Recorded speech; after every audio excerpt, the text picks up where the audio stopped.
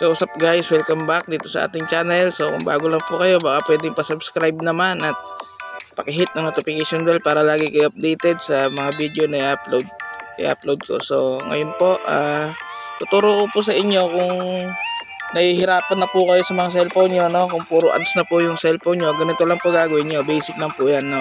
So ito po ay 100% working, so gumana na po sa akin to at may mga natulungan na po ako. So una po, punta po kayo rito sa settings.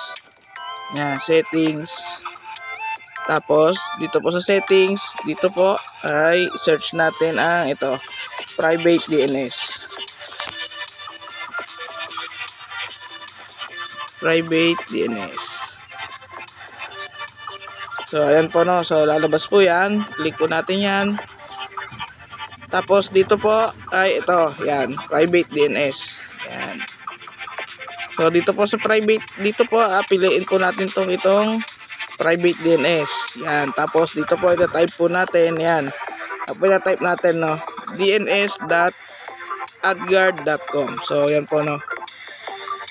Type nyo po yan, dns.adguard.com. So pagkatapos po niyan, click save.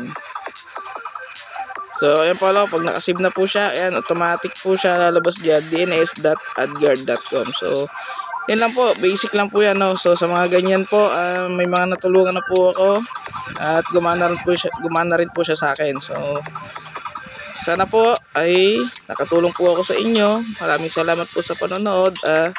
Ilalapag ko na lang po yung steps, no. So yung guide. Sige po, maraming salamat po. Bye bye.